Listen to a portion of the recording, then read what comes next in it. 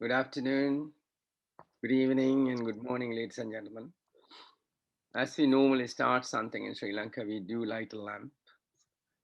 A lamp represents knowledge, and the light takes away your darkness, which means the knowledge takes away your ignorance. So, the purpose of this meeting is to try and gather knowledge to take away our ignorance. What do I mean like that? The trigger for starting this was basically when we noted that enough is enough, something needs to be done. So we all do service for our country in different jobs, and we often have 40, 45 years of service when you retire. A lot of you have been very honest, very committed, and selfless in service and had no time really to think about anything else other than to do your job properly. So you retire and then you have a little farewell or something. Then after that, you've forgotten. And you have a lot of experience, but this is all gone for nothing. And some people, when I recently asked from one of my batchmates, she said, I'm doing LLB. What do you mean by LLB? I asked. And she said, Lamainge Lamai Balano. So then I asked from somebody else, they do nothing. And some of us get frustrated. And if you look at some of the newspaper articles that you read, it comes from retired, very expertise people. And they show their frustration trying to explain the backgrounds to certain problems we have in this country. And we just see the world go by. And as you grow older, then you become a burden to everybody else. And then that's the time to say goodbye. But maybe if you think about the expertise we have, we can plan to do some things. We can be useful, we can be energetic, we can be enlightening, we can be progressive, we can be worthy of something and futuristic. So if we call it all these senior people's experience together, we can build an expert team. But is it just an expert team? Because I, for example, don't have expertise in many things. I just know a little bit of medicine and maybe a little bit of education. But so you need expert teams so that we can collate the experience together to see how we can do the best for our country. So Sri Lanka leads. This sounds just one word, but the leads have certain purpose. L stands for learn from each other, share experience and evidence and facts. Educate means we promote education, what we know, to others in the simplest way, like leaflets, talks, videos, messages, etc. We'll assess, that means we have the knowledge and then we often use logic. I'll explain a little bit about logic later on. But you need to have good background knowledge to use logic properly so that we make a correct judgment or decision. So you learn to assess things. Then you decide. So you make good judgments and decisions. So people then will make good judgment and decisions when it comes to it. And then hopefully that will make our Sri Lanka move upwards and have better leadership. So the situation now at the moment is not that good because this is not just one day thing. This has come along over years and years and years. I'll show you what has happened. At the moment, we are at a high risk of going downhill rather than uphill unless we really think about how to recover ourselves. In 2019, I was trying to do a guest lecture and then I saw this graph kind of sparked me as to say, oh, we need to do something about this. Now, not many people may not understand when you say GDP, but in the Western world, everybody understands what a GDP means. It's gross domestic product, which is the basically, roughly, I'm not a financial expert, is the income of a country per annum. That's kind of it. It's basically the services outcomes of a particular country. So if you look at our liability for debt, in at the end of the war, 2009, it has been 86%. Okay, after the war, the expenses have reduced. So hopefully it should have come down. But this has gone up again, nearly 90%. Now with the COVID, this could be even higher of liability. So of our income, 90% of that is liable to pay back to somebody else from where we taken loan from. And we don't know how this is coming. You need to ask from a financial experts how this actually works, because we sometimes take loans and decide to repay 3 years later.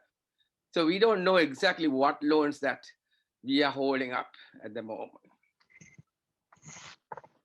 So we have nothing much left. So if you're not careful, what will happen is, like anybody else, you'll have to start selling your assets. So the assets means that has got potential value.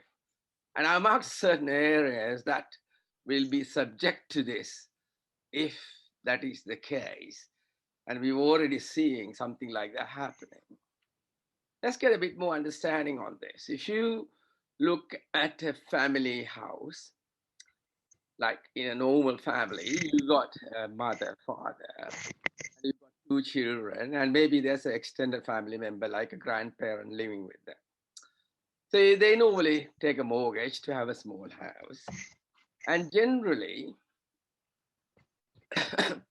the mortgage is kind of equal to 40% of the income. So basically, where whoever the lender will decide how much to give as a loan, and that's about what you can afford to pay. You don't get something that you can't afford to pay. And the parents utilize the money as much as possible properly. And they take responsibility to repay it in full. They don't leave it for anybody else to pay. And children are not responsible and they are free of any liability to this. But take the Sri Lanka in the same scenario. It's not quite the equal way, but at least we need to understand what's going on. So now take this house as Sri Lanka and the loans we take as mortgage or whatever. Now we have reached 90% of our GDP. Be able to afford to pay this reasonably, then the politicians take these loans, and then do they utilize the money properly?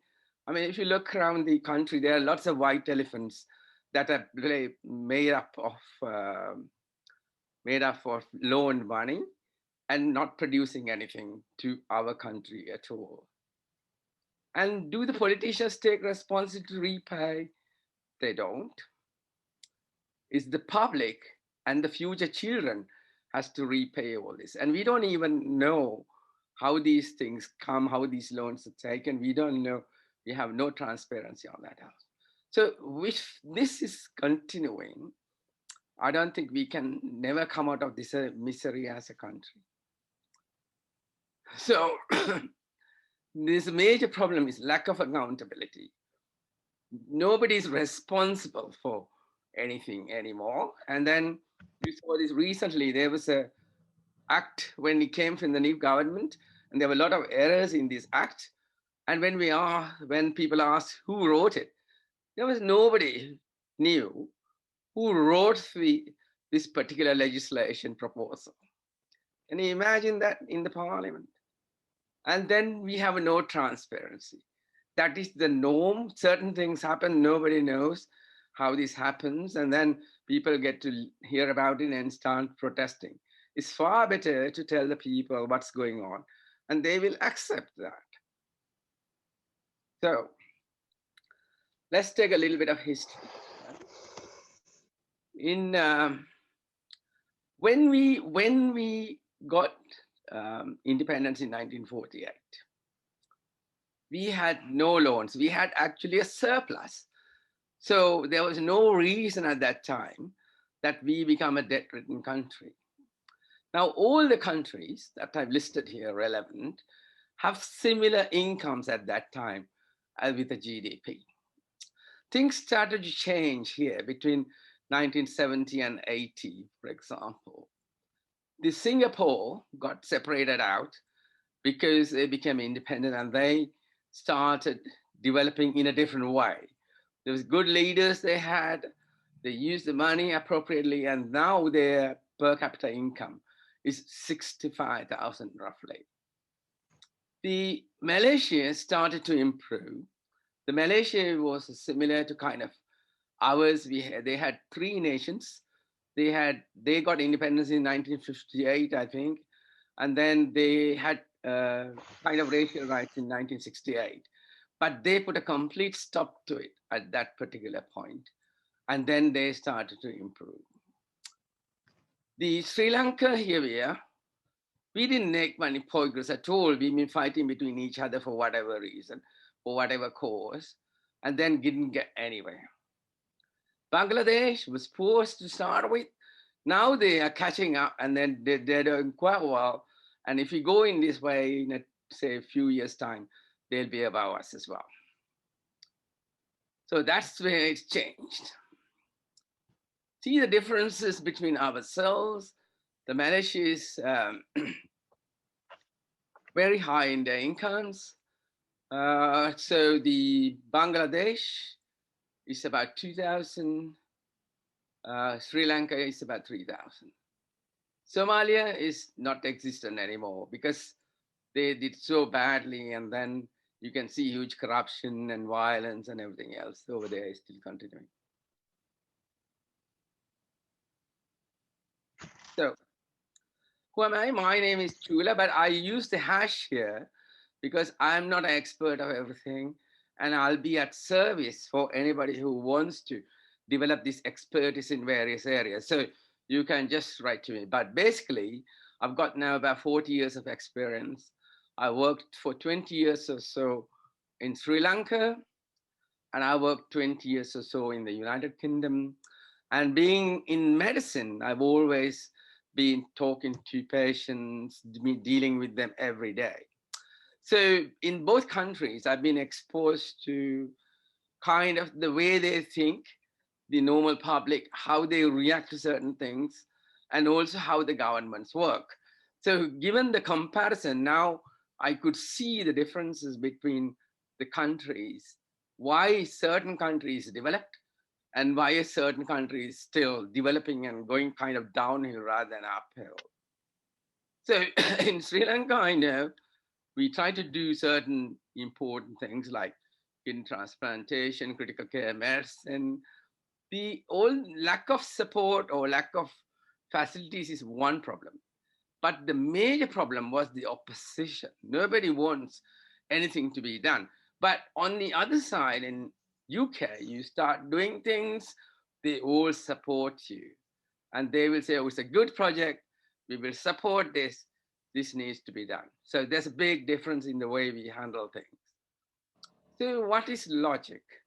Logic is that anyone, how they process information. Say, if you go to the shop and buy something, say coconuts or whatever, you can select the good ones and bad ones. Certain people can do it, certain people can't. Say, for example, if I want to buy a motorcycle or a car or something like that, I have absolute no knowledge about how it works. So you use the brand to make a selection instead of, because you can use any logic in that kind of thing. But most of us have little knowledge about things that we want to do. And then because of that, you think you know it and then make very bad judgments. And this is quite common, even our leading um, kind of organizations that we have representing professionals. They interfere with everything and say this is bad, that is good, this is bad. But they don't even know their own subject and make bad judgments. So experts should come from that particular area to say that. But if you have good knowledge, then you can apply that logically and you yourself will know and make the correct decisions. So that way, we may be able to make people make better decisions by informing what are the facts, what are the evidence, and so on. So Sri Lanka Leads is trying to bring this bit to that bit. That is the purpose. So quality experience and building expert team, our job. So I started a small website called Sri Lanka Leads, but this is basically it's a one stop where people can look into the information, what people wants to do, and also join the forum. So basically, we are patriotic Sri Lankans. We want Sri Lanka to develop. We also want to share our experience and knowledge. So if you are one of them, you are part of this. And it's for public benefit. We are not working for our private benefits. It's for public benefit. And we want to work for a better Sri Lanka. But one thing we need to be clear, that is not a political platform. What I say like this is that you all who join in here have different political views. But if I, for example, anesthesia, when I go to see a patient and do anesthesia, my political view doesn't come in any way at all to what I'm doing. So if you have an accountant, whatever the jobs you do, you are an expert in that area. And when you're working, your political mindset doesn't come in at all. So then you're a true professional. But there are situations where people use your your title, your position as a political platform. But then these are kind of people are not suitable for this. I remember one time, long time ago, one of our university team, few or including the vice chancellor, got together and and wrote a letter to the paper saying, "Oh, we all are voting this particular party." No, that's completely unprofessional. And that kind of people, so they use their political thinking to influence their professional judgment. That's kind of people are not suitable for this forum. So we love facts, we love evidence, and sometimes you don't have facts and evidence, then you need best opinions. Say, for example, you want to see how to catch, say, for example, some shrimp in South Seas, then you got to ask from the people who are doing that job for the best opinions, because there's nothing on the internet or journals say how to catch fish in that particular area. So certain areas you need best opinions from the people who are working on it, and we learn from each other. So let's try whether we can be a developed country. I'm sure, as usual, a lot of people say, oh no, we can't, we are too small. That's the general thing that people say. But I'll say, and some will say, yes, we can. We have lots of local experts. We have lots of expatriates who can help. I mean, people might say, oh, where are they? There are lots of people. I mean, as far as I can hear, that in NASA alone, there are 250 Sri Lankans working. Can you imagine? So you got expertise everywhere who can help. But we got to open up for them to come and help us. There are many natural resources we have. And also, most of us are motivated for education because that's our parents do from younger age. Everybody is motivated for education. So we have a potential. But again, you might say, oh, we are too small. So look at this, okay? At the moment, our income per capita per year is $3,853 per year. Australia, and we got 21.8 million population. Australia, you got 25 million population, and their income $55,000 per capita per year. Netherlands, you got 17.2 million, smaller than us, $52,000. Belgium, you got 11.4 million, half of our size. They got $46,000 per capita income. Then Sweden, 10.2 million, very small nation, $51,000 per capita per income. So if they can do it, why can't we do it? So we need groups. We need groups who will come together in their own expertise and share it with the others. So we have a voice together to say what needs to be done. So in groups have to be independent, experienced, innovative, think out of the box, flexible, listening, and honor the facts, evidence, and best opinion. So group leadership is what I'm at the moment looking for, is to each group, each area, 5 to 7 members. So we need public services based on experience hierarchy with merit. That's crucially important because otherwise the services cannot function. You need, say, if it's a public health, you need a public health servant at the top because he knows and understands how it works. National security, I don't understand a lot at all how it works, but somebody can say something about that. But it's about people. National security is about people. It's not about governments. Then there's a lot of aid and loans and projects that we undertake. But aids, nobody comes to us and give aids just free. There's some catch in it. So then we have loans that come in, and then there's some catch into it. It's not always that we are going to benefit from these. And the projects are same as well. So we are full of these. We know that there's some of these things are not really for our benefit, but these things happen for somebody else's benefit. And who has to pay? We have to pay as the public. So agriculture. Farmers in our country is pathetic state. We are an agricultural country. There's very little support to modernize agriculture in this country. So that's a must. That must take place. Priority for people to. At the moment, I mean, I do a little bit of agriculture. You just can't cover the costs from what you earn. It's not possible at all. So I can see the problem. Corruption everywhere. So the corruption is not just what we think, it's a lot more than what we think. And somebody who is expert on this will have to talk about that, define what it is, and make us understand where corruption is. But we need to get rid of it as much as possible for us to develop. Wednesday. There's political looting, which we all know there's nothing to talk about. Do we all know how it happens? Because basically, money comes in, it gets shunted, and some money gets diverted. We know that.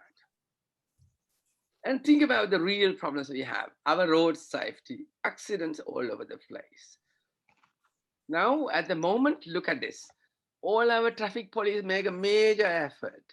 For years, you've seen them on the road. They have pollution, everything. They take all the risks, try to reduce it. It doesn't happen. Our traffic accidents have gone up. We got one death. If you have one death, you get 11 casualties associated with it. And the estimated cost of road traffic accidents for Sri Lanka alone is about 4% GDP. At the moment, we have 9 deaths a day. But when the LTTO war was at peak, we had only 7 deaths a day. And you can see the extent of the problem, but nobody's really taking any notice about that. Why do you have the accidents? Because when somebody does something, the other didn't expect. That's why you have an accident. So you can do a little bit of research and find out why this is happening and how this can be stopped. So we have drivers, we have infrastructure, road users all that contribute to this, but we don't have much research. That is our problem. So the traffic police has for example, a research division. They generate data about what is happening, but they don't have the capability to use research designs to find out why it is happening. So what is most important is say why it is happening and then take action to stop that. So that support has to be given to them, or at least somebody has to direct and say, look, you need trained personnel to be able to use good research designs to find the answers for the problems we have. Ethics. I mean, you can't have a harmonious, peaceful country without having ethics in our practice. It's not just in medicine or whatever, ethics has to be in all other places as well. Then our rescue and recovery plan. We don't have to have a top-down plan. We need something from the bottom up.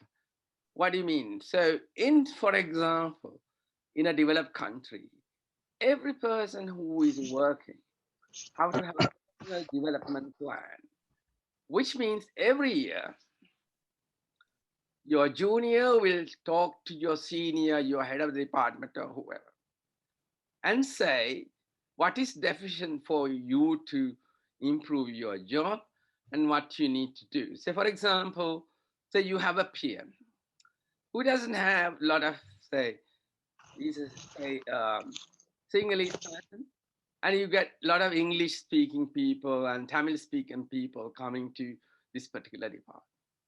But he can't deal with it properly, and he go and tell the senior, say, look, I need to go for an English language course this year. So the senior accept that and give the study leave, and there's certain amount of money available for them for support. So by the end of the year, the service has improved a little bit because he can now deal with at least people who speak two languages. So you can sort of slowly go up and up. So this is how institution starts to develop. But instead of doing this, I've seen over the years the politicians are shouting and say the the the administration is not working. This is complete rubbish. You have to go the other way around to try and improve the service. Public health. Now, public health is a major issue because we all understand about the COVID-19 and what's going on with it. So you need people who understand public health, how the infection spread, how it can be controlled, what is effective, what is not effective, and understand the data that is coming out daily, then model it using the experts to predict the needs, and then implement changes as soon as possible, and then understand the results, and then change practice. So you need leadership from public health who understand public health. But is that what is there in Sri Lanka? I don't know.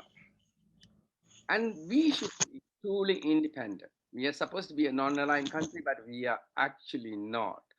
We are saying certain country is good, certain country is bad, and so on. So because we have become subservient, created by the politicians, instead we can be truly independent, talk to everybody, and if they can do, say, bilaterally beneficial work, just do that rather than to become subservient and ultimately become a subservient to somebody else. Free and fair elections is another thing we should have. I mean, I take my hat off for the election commission last time, who did a fantastic job in the middle of COVID without having a single report of saying somebody got COVID during the elections. This was fantastic. So we have the expertise that we can use that for the future as well. The unity is another very important thing. But unfortunately, our political forces always try to promote division for their survival. She say, we are so and so, we are such a Congress, we are such an alliance, we are such a thing, we are this, we are the majority. So they try to break up the unity. Without unity, we just can't. So because we have weak politicians who doesn't have a political vision, but instead they use the division for their own survival. That's what's happening. Quality assurance is another major area that needs to come in to all aspects of public spending. At the moment, it's not there. Say, for example, if you're doing an exam, make sure it's of quality, it's recorded quality, it's marked in a quality fashion, and the results are of quality. So that kind of thing has to happen everywhere. If you are buying a certain thing from elsewhere, then you have to have quality in that as well. So then we have to promote our religious and cultural values. Now, this kind of thing actually has to be in our constitution say we are promoting these religious and cultural values. I don't think anyone, any religion or any culture in our country says you must kill each other, kill the other person. There's no such a thing like that at all. But people promote that kind of idea and thinking that that is the right way forward. We are trying to protect ourselves from somebody else. That is all rubbish. It's not in the core of any religion that we should kill the other people in the other religion to survive. There's no such a thing like that. So we need to this kind of values that we really think are the values has to go into kind of our constitution. So then only we can live in harmony and respect each other. Respecting each other is something that has to be taught from very young age. Then we have to have social responsibility. In Western world, usually every child have a child benefit up to age of 16 years. So they get a weekly sum of money, every child, so they can survive without malnutrition, without deficiency until they become an adult. Pregnant mothers get a maternity benefit so the pregnancy is safe and conducted properly. Disabled people get classified and they get certain amount of benefit if they need. And the old age people, all of them get a state pension, small pension that can make them at least survive with some food and so on. So that's our social responsibility and nothing else. And we need to uphold professional standards. So that's another big area that needs to come up. For example, we can see some of the national examinations, O levels and A levels. I mean, you have wrong questions, half questions. You heard about this some time ago, and you expect children to answer and mark it as well. I mean, is this standard? Is this fair? So one has to ask. There's no investigation, nothing about that at all. And the judiciary has to be totally independent. It should serve people with integrity, and that ability will come only if this is also in our constitution that the judiciary is independent. Otherwise, it may not happen. We have to promote research and innovation. There's absolutely no support for research and innovation in this country. Say, if you want to innovate something, you innovate something, there's no support. You can't patent it. You have to try and find your own money to try and get a patency, try and find support and so on. In Malaysia, we visited some time ago, and one of the universities there said us, what do you do if you have an innovation? Or if somebody, a staff member of the university, have an innovation, what they will do is they take over the innovation. And the university spends the money, their expertise to get the patency and establish entrepreneurships, etc. And then if they make profit out of this, net profit, that means after the expenses. So if the net profit is coming in annually or whatever, the innovator gets 70% of that. So that's how they promote innovation. So people who get new ideas are promoted so that they have something at the end of the day that will help them survive. So there's no such a motivation in our setup. We really need to promote research and innovation in whatever the way. Say, take, for example, one example. Doctors in the Ministry of Health have no credit for whatsoever for doing research. They don't get anything for their promotions or anything like that, or transfers. In the university, people do research because that's the only way you can, go up your ladder of promotions and get a bit more extra salary. So that's why there's a huge distinction between the two professions who are doing the same thing, because there's no motivation in one area. Human rights, there's no point talking about that. We know there's major issues in that with us, and that is another thing that should be in our constitution. So to do publication of various things, we also need people with help who can do small education films, leaflets, and also translate into Sinhala and Tamil so that we can promote. I'm using English as a tool in here because most of the evidence and experience, not experience, the expertise, opinions, all come in English. English is a tool, it's not a language anymore. So we have to learn from it, but then translate it to others to understand. Environment protection is also disaster prevention. We're not getting there at all. We can't see any national effect yet. Plant some trees, prevent our forests being destroyed, and so on. Green energy. The whole world is trying to go for green energy because of the environment effects and disasters. And we have three major sources. We got water, so we can produce hydropower. We can enough sunlight, which is coming totally free. We can use solar power. We got enough wind power to produce wind power. But instead of any of these things, we seem to like coal and diesel. We have to import these things every day at our own cost. That's public money cost. And we don't know why, people don't, or our governments don't like any of these things anymore. So the constitution has to be a solid thing that people have to follow. It's not something that should be adjusted after each election with a few more votes bought from here and there, and then make the two-thirds. The constitution has to come from a people's referendum, so it's solid. See, these are the 10 aspects in our constitution. So all the other, say, legislation has to conform to the constitution.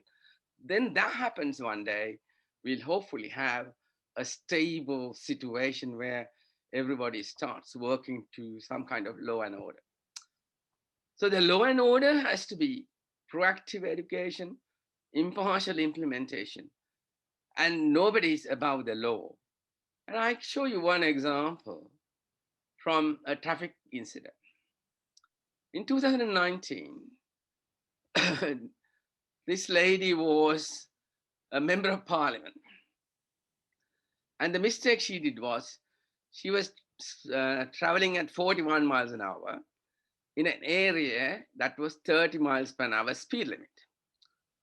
And what she did was, to avoid her name being included, her brother was in the pillion seat on the other seat. And then she tried to say, brother was driving the vehicle. This was caught on camera, saying it was not the brother, she was driving. And for that offense, not because of the traffic offense, but because of that offense, she was suspended and removed from parliament, and there was a by-election. So that's the standard that you expect from the politician. But similar incident in Sri Lanka, we all know there was a major motorcycle accident many years ago, and it was a ministerial vehicle, and the driver could never be found. Who was the responsible driver? And the ministry is not completely shut. The parliament doesn't know anything about this. This is a kind of situation that was there until the governments changed and arrested the particular person. This was crazy. So, and the other thing is discipline. Discipline is about respecting the other. Now that has to be learned from very younger age. And that's the bridge to between goals and the accomplishment. So you have to be disciplined to accomplish certain things. I'll show you one example here. This is a vaccination center in the United Kingdom where you have to have 2 meter distance because the respect for each other means if I have an infection, I don't infect the other. That's why you wear a mask and you keep the distance. So you're really respecting the other. There's nobody here to say you should maintain the 2 meter distance. The same rules are there in Sri Lanka, but we have not really tried to implement it. I'll show a picture that was in the papers recently. This is our vaccination center. So is anybody kind of think that you should not infect anybody else if I have it? So this is kind of discipline that has to come. And the diversity that we have in relation to religions, races, and the abilities, etc., is a celebratory thing and not something that should be downgraded. So we have to celebrate diversity because it's a power. And also, we should not waste public money. We need a watchdog who to look at public money and say, oh, this is a watch, this is public money that's being wasted, it's not a good idea. Then look at our university education, okay? Here we are. So in any developed country, the workforce, 40% of the workforce age are graduates from a university. So that means they have learned their job in various areas and they do a better job at work, better productivity and so on. Look at in Sri Lanka, this is 1990, okay? Out of the qualifying number, we were admitting less than 10%. This is 2017. We are still the same. We are not admitting not even 10% of our A-level population into university education. And people try to establish other pathways. And how much obstruction is there? Huge obstruction. Don't allow them to come in, no standard, this and that, various arguments. So you can never proceed with this kind of university education. We do need to promote more advanced level students to come up for further education. So what happens here? 10% of the students go to university. The 90% of our population at A-level age is just abandoned. They don't have an opening. They have to find a self method of learning more if they want to. If you look at another thing, say the best universities in the world have 25% international students. And the international students usually pay about 3 times more than the internal local students. The reason is the internal students are subsidized by the government. So that comes as an income for the universities to upgrade themselves and improve, modernize, etc. But in Sri Lanka, you try to take 10 students, there'll be so much opposition saying, oh, don't take anybody. We don't want to. So we cannot spread our ability to other countries and say, look, we are capable people who can train and so on. So we cannot invest our talent in an international way. So we can't progress. And there are lots of misconceptions, misdirections, and distractions. I don't need to list these, mostly politically motivated to do various things. So we have a list of things which you can do. I mean, no point doing that at this particular moment. And we are kind of meant to believe that government is a money tree and it's not. People try to shake it from time to time, like you protest this and that, but it's actually, there is no money tree in the government. It's our money and it's the public money. So group areas that I've described can change based on the experts who are coming in. And it's about human rights, equality, other things like that. These are core things that should be in the constitution. The governance should include these kind of groups in there. So if we have the expertise, if we provide, collate all experience into this kind of expert knowledge, that will be very useful for the future for decision makers and including this. And in one particular thing, an elected politician is a public service job. And I can't understand why it's not subject to all public service regulations. For example, you can have a convicted murderer and go to the parliament. But in that case, convicted murderers with other jobs should be allowed to work as well. We don't know. So Sri Lanka leads, we want more expertise from all professions involved in public service. Please introduce your seniors, relatives, and others into this if they can support. Email me means I put hash Chula here because that means I'm the service person supporting anybody who wants to promote their ideas, criticisms, and so on. And we like facts, evidence, and expert opinions for the group activities. So please introduce your seniors, join us and support us. And that's for our meaning, Sri Lanka's recovery. So my service contact email is here. Just write to me. And you might see, or some of you will see us as a duck. Some others might see us as a rabbit. But we are, that's how we are. So you can see how people will interpret what we're trying to do, but that's irrelevant. But do not allow politicization. I explain a little bit about this politicization. Don't allow your political viewpoint interfere with your professional judgment. So that is the one that will make us useless. So if I'm going to say, if I'm a doctor, if I say, oh, you're a patient, oh, what political party you belong to, oh, I don't want to treat you. I mean, that kind of thing cannot happen. So that's not a professional at all. So we need professionals who independently think what is the professional viewpoint into a particular problem. Doesn't matter who the government, who the politicians, or whoever, whatever. So it doesn't come in here. So hopefully we should be able to generate an education-based democracy, and eventually we can kind of group something and meet again more